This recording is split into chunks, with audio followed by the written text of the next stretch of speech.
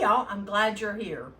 Well, the truth of it is, this is July the 11th and it is about 10 o'clock at night and I have to get this done now because Christmas is coming.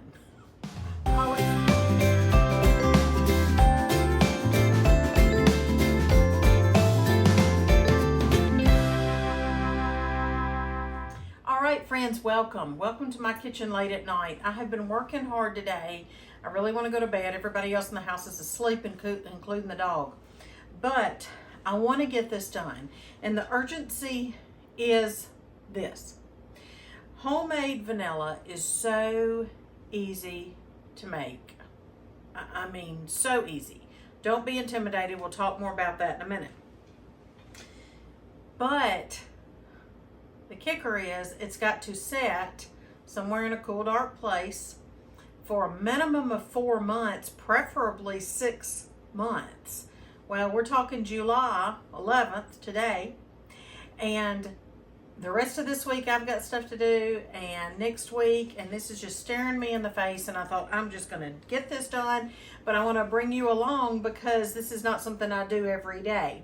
And I want to encourage you, if you want to have good, homemade, delicious tasting vanilla extract for holiday season, now's the time to do it. So if you're watching this, in August or September, go ahead and try, because a minimum of 4 months.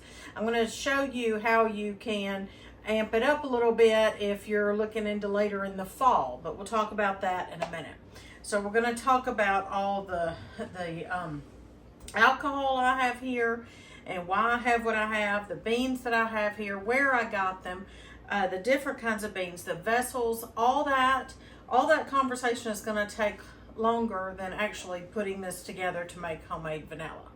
Well, I am Miss Katie, and this is Heritage House, our little village homestead, but we just only have a little kitchen garden. I say only, it's adequate, and a few chickens and a rabbit and a dog and children. So this is where I help you create a cozy home. So I teach cozy homemaking with old-fashioned family values. God is the center of our lives, and I give him all the glory. So I praise him today if you are seeing and learning something on Heritage Ways that is beneficial to you. I encourage you to hit that little subscribe button and ring that bell so that you can know when I put out new content. All right, let's jump right to it. I get my beans at the same place I've been getting them for years. Either years and years ago, I would, before we moved here to Ohio from Tennessee, I would come up here to Ohio to see my father's family, and I would buy them at the Amish stores. They're harder to find now, in my opinion, or in my search, and they're more dried out. So this company I'm not affiliated with, but I'm going to put a link in the description box down below. It is called Beanella, Beanilla, and they have all kinds of different things that you might need, but it's beanella.com, and I want to talk to you just briefly about the different kinds of beans. Now, they come in packages like this, or like tubes like this. This is glass. You could keep these for quite some time if you don't open them, any of these. So if you're trying to prep, and you want to get these ahead of time, you can do that. They offer, I think, bulk discounts sometimes. I've been very pleased with this company. And it says on here directions for making vanilla, chop it into half-inch pieces and submerge in alcohol. That's all we're going to do today. We're going to talk about how much I use and then what alcohol I use and why. You can learn all about vanilla beans. They come from different parts of the region. They're part of the, or either are or in the family of the orchid, which is interesting. The Madagascar says, rich, smooth, creamy, has a distinctly sweet and buttery aroma, the most popular variety in making vanilla, perfect for any recipe. This one, the Mexican vanilla bean, rich, dark, complex. It has a bold flavor with tones of smoke and spice, perfect for creme brulee and ice cream as well as for chocolate. Now, many of you know about Mexican vanilla. I know our friends live on the Mexican border. We spent time down there, and she gifted me with some Mexican vanilla. When Mr. Patient went to Mexico every year there for a while for mission trips, he would bring me back some. So Mexican vanilla is highly prized for that richness and that flavor. Then I thought I'd experiment with these Tahitian vanilla beans. From Tahiti, of course, floral aroma, caramel, anise, chocolate cherry flavors make vanilla from Tahiti unmistakable and highly prized. Vanilla from Tahiti is often regarded as the best in the world. You want something that's at least 35% alcohol by volume. So these are, now I did get some Everclear. It's not easy to find in some places, but you can use Everclear. I never have. Now this is 75% alcohol, because you know this is the pure stuff, and this is, it says it's used for extract or infused or fortify, to fortify. I got 2 bottles of this because I wanted to have some in my prep that would be good for all sorts of extracts and things like that when I'm foraging, and it is good for cleaning wounds and that sort of thing. And I guess some people enjoy consuming it. I don't. But I'm not going to use this today, but you definitely could use Everclear. I want to pull out a couple that I have while I was thinking about it. Now, these are some that I made back in the other farmhouse, so quite a while ago. I use this Buffalo Trace Kentucky Straight Bourbon Whiskey, and this is not whiskey, this is vanilla, and well, made from the whiskey, and it says a deep flavored vanilla, I wrote on the back. So this is a really good one that I use if, you know, maybe in chocolate or something like that, but if I want that deep, rich flavor. So I write on there so I can remember, and when I'm baking or cooking, I think, okay, well, that's the flavor I want or the profile I want. This is made from, let's see. Oh, spiced rum. Okay, and I made this January 19th, 2018. So, and it's still got some vanilla beans down at the bottom. We'll talk in a minute about the beans left over. Anyway, so this is made from spiced rum. Now, you're going to hear or read, don't use spiced rum because the spiced rum will overpower the vanilla beans. But you can see I've used this. I like this. This is really good if something has pineapple, like upside down pineapple cake. Or some kind of a pineapple cake, hummingbird cake or something like that. This is good in that. So the spiced rum is good for that. And then I have the basic over there in the cabinet. I have just a basic standard baking vanilla. And then I have the Mexican vanilla that my friend Sean gave me. Okay, so I'm going to use this brandy today, and this Christian Brothers brandy, and I am going to use this. I'm probably going to use the Madagascar beans with this. I tell you from experience, the spiced rum, it is great with certain, especially fruits, apple, pineapple. My favorite vodka to use for vanilla is the Tito's brand. And so I do have some, but I went ahead and bought some more. And the Tito's homemade vodka made in Texas, Austin, Texas. And this is 40% alcohol. So I went ahead and you take off this little dewey, the little thing that keeps it from glugging. And you take that out, and I will show you how I use this. So this is what you would use. You would just like use the Everclear or the vodka to make just your standard, still delicious, but your basic all around vanilla. Any kind of jars, make sure they're just good and clean. Good and clean, and the lid fits on well. I found one a while ago and the lid was kind of wonky jawed, so I couldn't use it.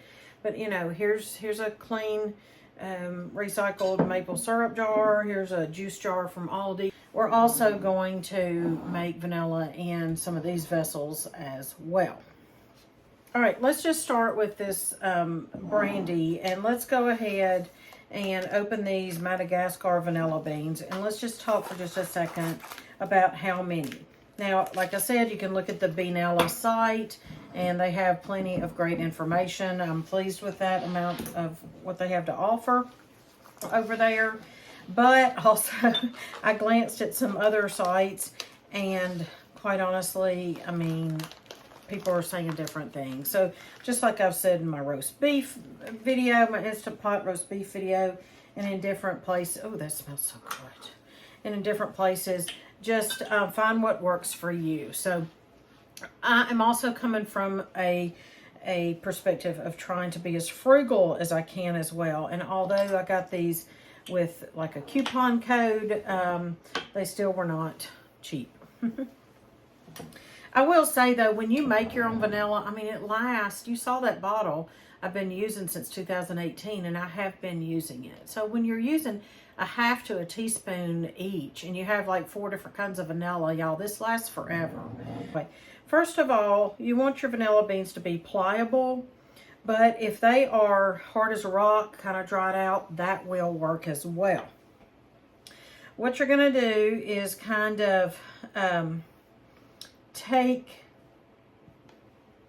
your bean, and I have another video of this making vanilla at my other farmhouse, so if you wanted to see that. But a lot of times older videos get lost in the shuffle, so I thought I would just do this one. Actually, I should have slid it down this side, but quite honestly, my eyesight, especially this late at night, is not so good, so we're going to just manage. My eyes are tired this time of night. Now, you can open it up, and you see all that wonderful, as they say, vanilla caviar. Oh, my stars. And just, oh, my stars. It smells delicious.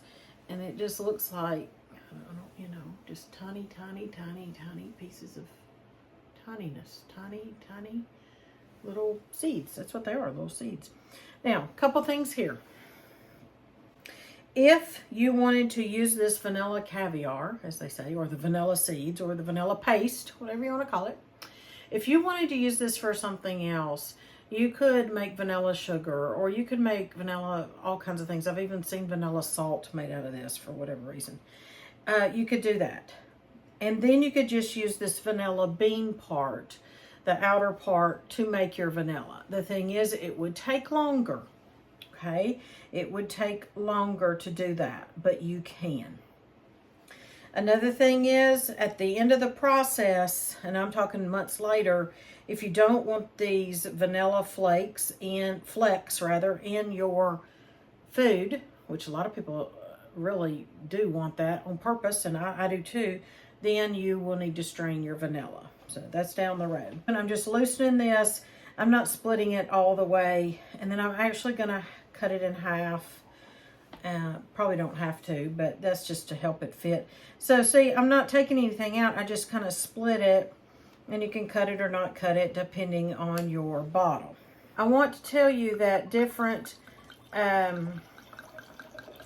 sites also differ on how many beans. But again, I'm coming from a frugal angle. And keep in mind, I've made vanilla successfully for years. So what I'm telling you actually works just fine. Okay? And if you use another liquor to make vanilla, I'd love to know about it down below. Or if you like a particular bean, anything you want to share on this topic, I would love for you to do so in the comments down below. I'm only going to put 2 vanilla beans, which I have slit, and these are good, pliable, just wonderful beans. And I have seen it said that you should use 3, 4, 5, 6 beans in a cup of liquor. I have never ever done that. That would be so expensive. I would not be able to afford that. If you want to do that, you can. Now, what I was going to tell you a minute ago, if you're looking at this video and it's the fall and you're thinking, oh my word, I want to have that in 3 months, but I can't because it's only 3 months away. You can put, 6 beans in a cup and a half if you want to. That's fine. But the deal is this will just take a little bit longer, okay? Those beans are already loosened in there with the shaking. So what you're going to do is you're going to store all these in a cold, dark place, and you're going to shake it when you think about it. Every week, every couple weeks, whenever you think about it. I will label these as well. Okay. Now, Tahitian vanilla beans.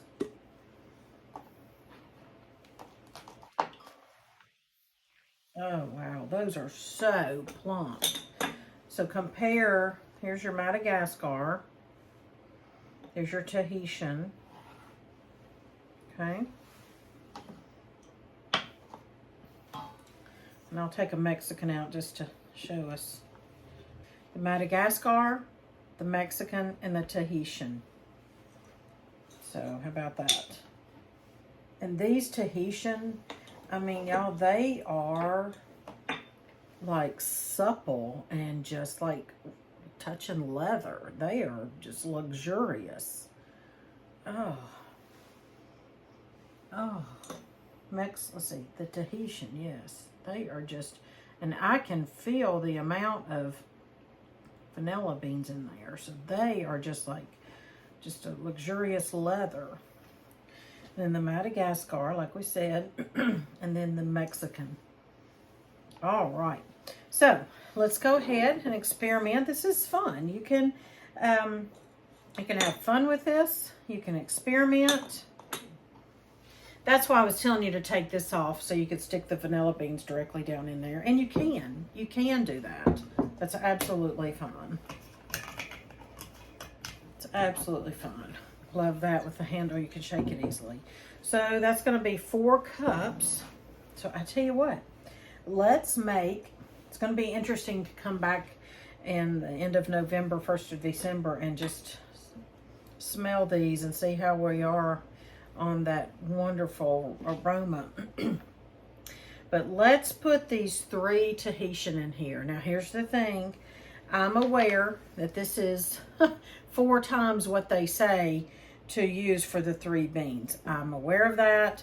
But again, I'm trying to save money, and it's going to be just fine. These Tahitian beans, I mean, they're going to be in here for several months. And these Tahitian beans are just so supple and luxurious. I'm sure they're going to be delightful. And I just cut that for easier escape of those vanilla caviar. There you go. Actually, this is it's not sweet. You think of vanilla things as being sweet, but technically it's not. It's vanilla sweet because sugar's been added to it. Now the reason vodka is used is because it is flavorless for the most part. So it allows the beans to have their own party. There we go. There we go. And again, and see, it's going to be clear, but it will not be clear in a few months. And then what I ended up doing in that entire bottle of spiced rum is I added the 3 Mexican vanilla beans. So I just wanted to show you that you can actually just put the beans down in the bottle of your alcohol. Super easy, not difficult. You can experiment with it. Make sure you're shaking, keeping it in a cool, dark place, and enjoy it. Just enjoy it. It's wonderful. All right, well, I am red. I'm beet red, so it looks like I've been indulging in all my vanilla ingredients, but indeed I have not. It's just I'm so hot in this kitchen because the air, we don't have an air vent in here. You're probably saying, yeah, sure, Katie, but it's true. I wanted to show you, I went looking for some bourbon, and I couldn't find any up in the back of my cabinet where I keep that kind of stuff.